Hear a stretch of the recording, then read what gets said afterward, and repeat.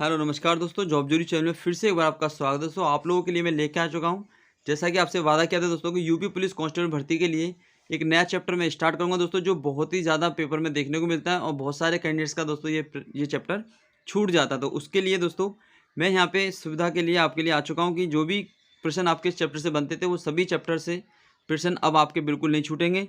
तो अभी हम जो करने वाले दोस्तों वो करने वाले हैं यहाँ पे अभिरुचि परीक्षण। क्या पढ़ने वाले हैं? अभिरुचि परीक्षण। यानी जितने भी कैंडिडेट्स इस चैप्टर में समस्या उत्पन्न करते हैं दोस्तों, उनके लिए आज से समस्या इसकी खत्म हो जाएगी, क्योंकि अभिरुचि परीक्षण एक ऐसा चैप्टर है जिससे दोस्तों मनोवैज्ञानिक रूप से यहाँ पे आंसर देना होता है, यानी कि तर्क बुद्धि से यहाँ पे आंसर निकालना होता है। रीजनिंग का चैप्टर है। रीजनिंग में इसके प्रश्न आपको देखने को मिलेंगे। अगर आप यूपी कांस्टेबल भर्ती की तैयारी कर रहे हैं या फिर आप यूपी पुलिस एसआई की तैयारी कर रहे हैं दोस्तों, सब इंस्पेक्टर में भी इससे प्रश्न बनते हैं और कांस्टेबल में भी इससे प्रश्न पूछे जाते हैं। दोस्तों आप लोग बने रहिए वीडियो के अंत तक। मैं आपको पूरा इसका एक क्लूज निकाल के दूंगा कि कैसे प्रश्न आपसे बन सकते हैं, किस तरीके के प्रश्न आपसे पूछे जाएंगे। ठीक है, तो चलिए दोस्तों स्टार्ट करते हैं। तो पुलिस व्यवहार व मनोविज्ञान, देखिए चैप्टर का नाम से ही आपको पता लग रहा है कि पुलिस व्यवहार व मनोविज्ञान। दोस्तों पुलिस का जो व्यवहार है वो किस तरीके का होना चाहिए यहाँ पे ऐसा दर्शाया गया है, और उसी के अकॉर्डिंग आपको यहाँ पे डिसीजन लेने होते हैं। तो पहला पॉइंट में आप देख रहे हैं, विभिन्न परिस्थितियों में क्या है, विभिन्न परिस्थितियों में अनुकूलन क्षमता की भूमिका। दोस्तों बहुत सारी ऐसी सरकमस्टेंसेस आएंगी आपके सामने जो आपको फेस करनी होंगी।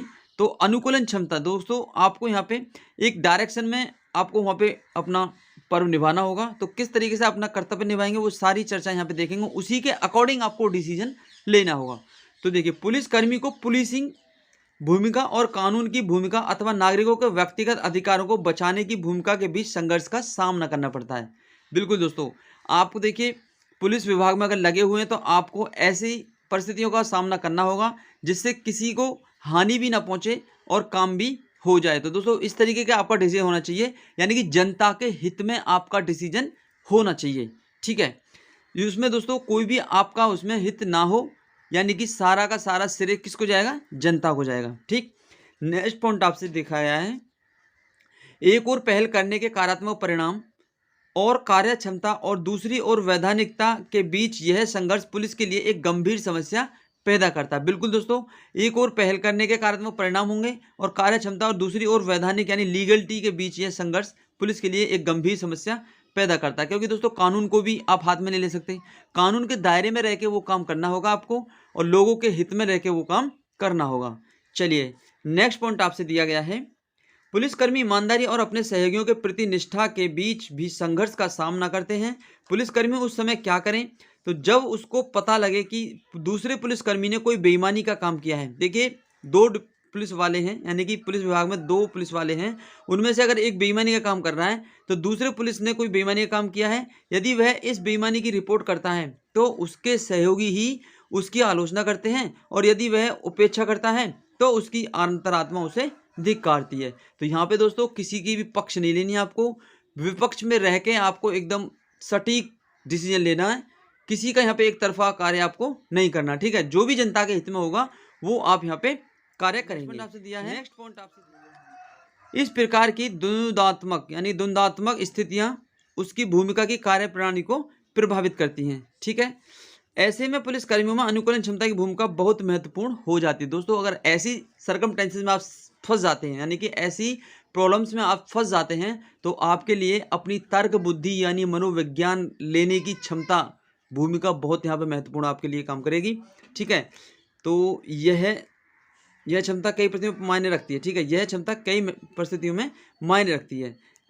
नेक्स्ट आपसे देखिए पॉइंट बाय पॉइंट में आपको लेकर चला दोस्तों, बिल्कुल वीडियो के अंत तक बने रहें और वीडियो को शेयर जरूर कर दें, क्योंकि बहुत सारे कैंडिडेट्स हैं दोस्तों जिनका ये चैप्टर छूटने वाला है। तो मैं आशा करता हूं दोस्तों का आप लोग सभी सहयोग बनाते हुए अपने साथियों का भी ध्यान। भीड़ को नियंत्रित करने में, देखिए भीड़ को नियंत्रित करने में किन किन बातों का ध्यान रखना है और किस किस प्रेजेंट को यहाँ पे फॉलो करेंगे। देखिए, तो भीड़ को नियंत्रित करने में पुलिस को प्रत्येक दिन भिन्न भिन्न प्रकार के व्यक्तियों, समूह एवं भीड़ का सामना करना पड़ता है। इनमें से कुछ कभी कभी आक्रामक भी हो सकते हैं, यानी कि कुछ भीड़ ऐसी भी हो सकती है जो आप पे आक्रमण करेगी। तो आपको किस तरीके से उनको फॉलो करना है आप लोग यहाँ पे देखेंगे। अक्सर देखा गया है कि राज्यों की राजधानियाँ या देश की राजधानी में किसी राजनीतिक दल द्वारा या समाज के कुछ वर्गों जैसे शिक्षक, कर्मचारी, चिकित्सक, व्यापारी, चालक आदि का अपनी कुछ मांगों को मनवाने के लिए प्रदर्शन होता रहता है। देखिए आंदोलन चल रहे हैं, अभी आपने देखा होगा आरआरबी ग्रुप डी के लिए काफ़ी बड़ा आंदोलन था, पुलिस ने हैंडल किया ना। आपने देखा होगा एसएससी जीडी पे काफ़ी बड़ा आंदोलन हो रहा था। भाई प्रोटेस्ट पे प्रोटेस्ट होते रहते हैं भारत में, कभी किसी राजनीतिक दल को लेके, कभी किसी शिक्षा को लेके, कभी किसी मांग को लेके, यहाँ पे आंदोलन चलते रहते हैं। तो आपको किस तरीके से अपना वहाँ पे कर्तव्य निभाना है वो आप यहाँ पे सीखेंगे, और इसी के अकॉर्डिंग आपको क्वेश्चंस का आंसर भी देना होगा। तो मैं आपको बताऊंगा किस तरीके से आप आंसर को एलिमिनेट करेंगे, किस तरीके से आंसर को आप निकाल पाएंगे। ठीक है, तो बने रहिए वीडियो के अंत तक। देखिए मैं यहाँ पे अभी थ्योरी इसलिए करा रहा हूँ कि जो आपके प्रश्न बनेंगे वो थ्योरी पे ही डिपेंड करते हैं। ठीक है, ये वाला जो चैप्टर है ये थ्योरी पे ही डिपेंड करता है। अगर थ्योरी आप अच्छे से पढ़ते हैं, समझते हैं, तो डेफिनेटली आप आंसर भी निकाल पाएंगे। चलिए, ये प्रदर्शनकारी कभी कभी अपने नेताओं के बहकावे में आकर असामाजिक कार्य करने लगते हैं, जिससे कानून व्यवस्था तो भंग होती ही है, सामाजिक व्यवस्था भी चरमरा जाती है। देखिए कानून व्यवस्था को तो भंग करेंगे ही करेंगे, कानून व्यवस्था को तो भंग करेंगे ही, लेकिन दोस्तों कुछ ऐसी परिस्थितियां बन जाती हैं कि सामाजिक व्यवस्था को भी ये क्या करते हैं, भंग कर देते हैं।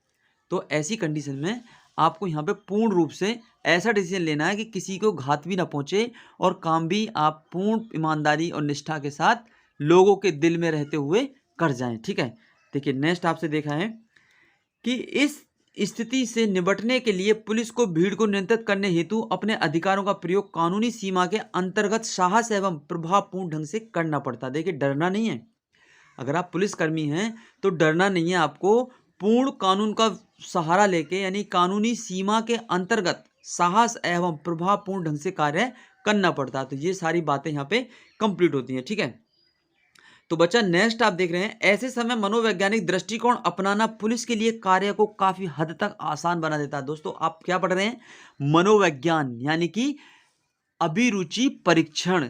ठीक है, तो देखिए अभिरुचि परीक्षण का यहाँ पे रोल प्रतिष्ठित होना स्टार्ट हो गया है। तो देखिए किस तरीके से कि ऐसे समय में मनोवैज्ञानिक दृष्टिकोण अपनाना पुलिस के लिए कार्य को काफी हद तक आसान बना देता है। दोस्तों ये पुलिस को ही नहीं, किसी भी काम में हो आप, अगर आप अच्छे ढंग से एक सिस्टमेटिक रूप से मैनेजमेंट के साथ कोई कार्य करते हैं विद प्लानिंग, ठीक है, विद प्लानिंग का कोई कार्य करते हैं तो दोस्तों वो आपको रियल में आसान बना देता, बहुत हद तक आसान बना देता। इसीलिए कहते हैं smart work between hard work.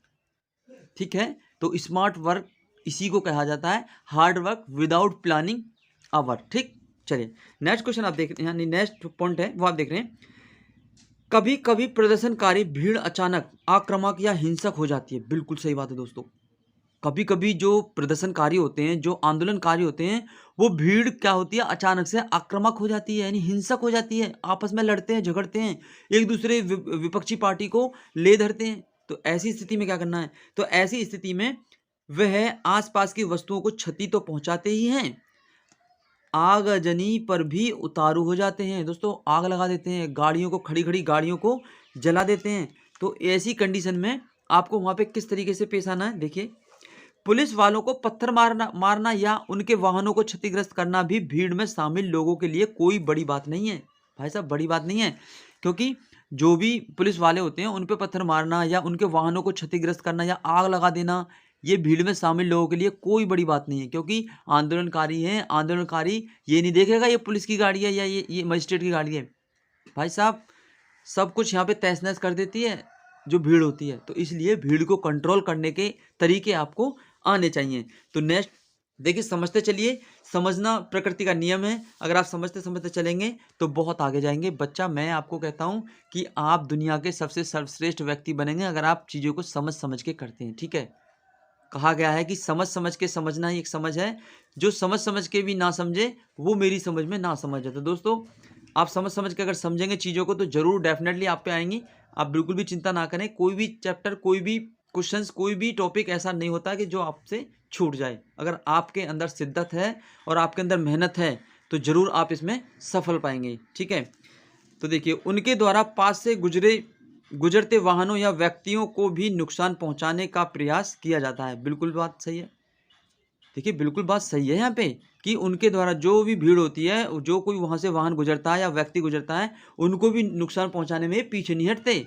तो आंदोलनकारी एक ऐसा आंदोलन होते हैं, ऐसे प्रोटेस्ट होते हैं, ऐसे प्रदर्शन होते हैं कि वो किसी को भी क्षति पहुंचाने में घबराते नहीं हैं, समझे आप। लेकिन आपको क्या करना, आपका कर्तव्य बनता है कि आप सही ढंग और तरीके से आप कानूनी सीमा के अंतर्गत रह के उनको फॉलो करेंगे, ठीक है। तो ऐसी स्थिति में पुलिस के लिए लाठी और बंदूक से अधिक कारगर होता है भीड़ की अनुकूलन क्षमता को समझना और उसके अनुसार तत्काल निर्णय लेना। देखिए क्या गया, तत्काल निर्णय, यानी कि डिसीजन लेंगे आप, वो आप बिल्कुल डेफिनेटली डिसीजन लेंगे, बिल्कुल कानूनी सीमा के अंतर्गत रहकर, ठीक है।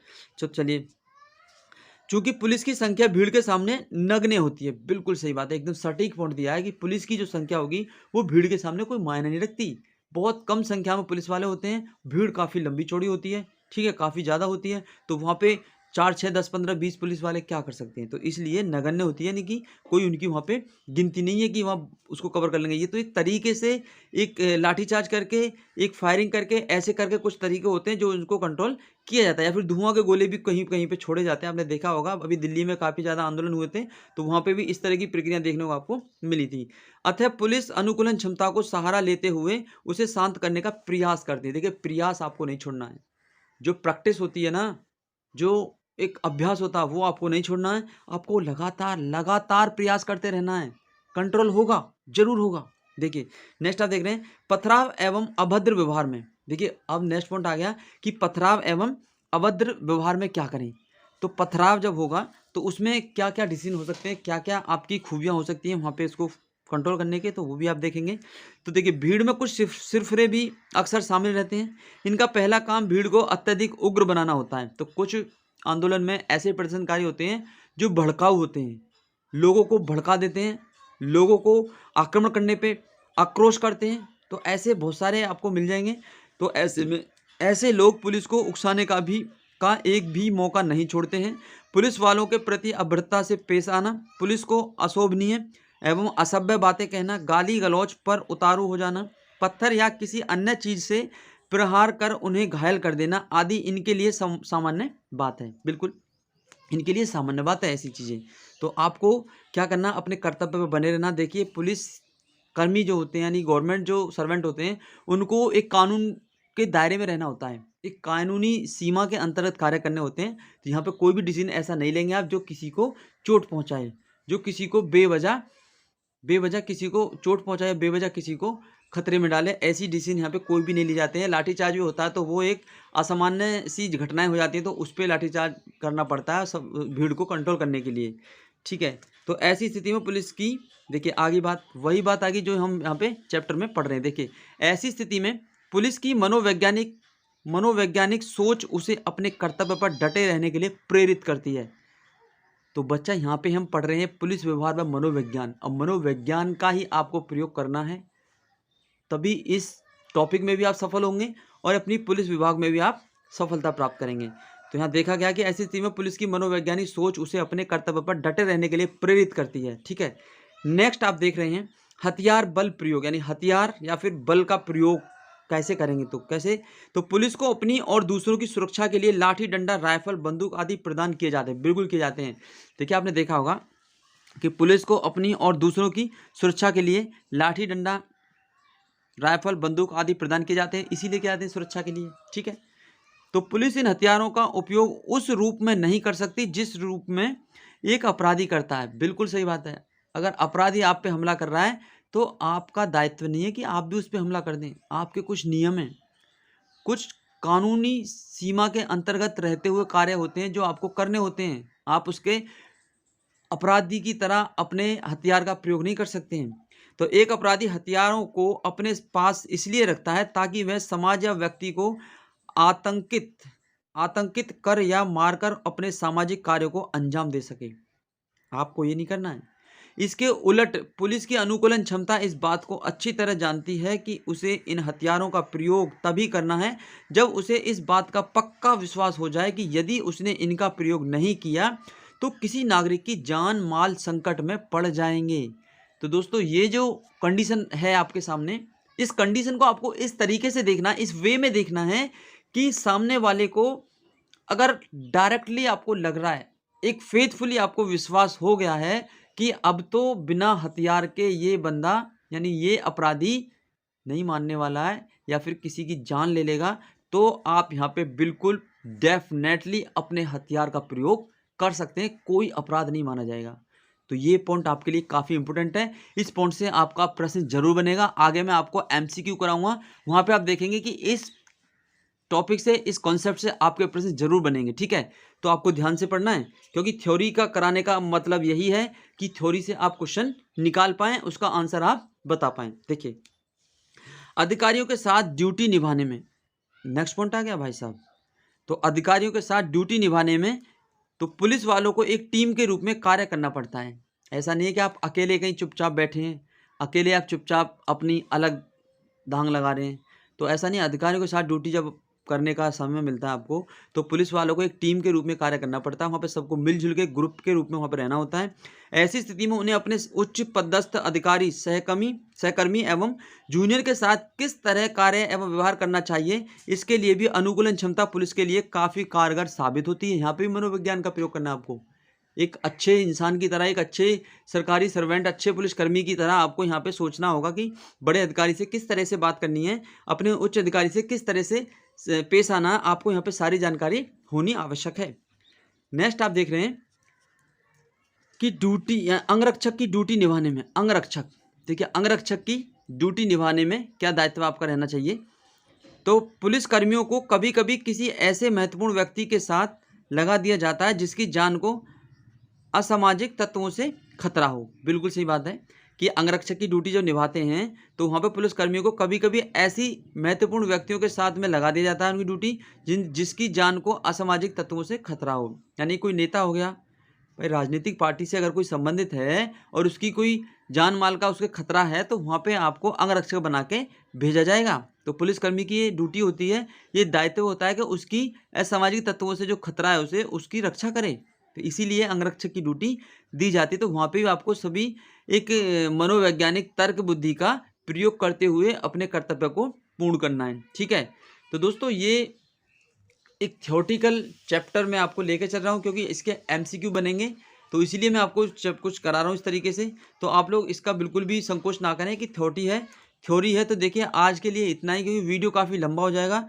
तो नेक्स्ट में जो वीडियो बनाऊंगा उस पर मैं आपको बता दूंगा कि किस तरीके का पुलिस का व्यवहार रहेगा, किस तरीके की पुलिस की वहाँ पे दायित्व होंगे, किस तरीके की पुलिस वहाँ पर डिसीजन लेने में समर्थ रहेगी। तो अगले चैप्टर में हम ये सारी चीज़ करेंगे। तो अभी के लिए इतना ही दोस्तों, मिलते हैं नेक्स्ट वीडियो में। Thank you, all the best.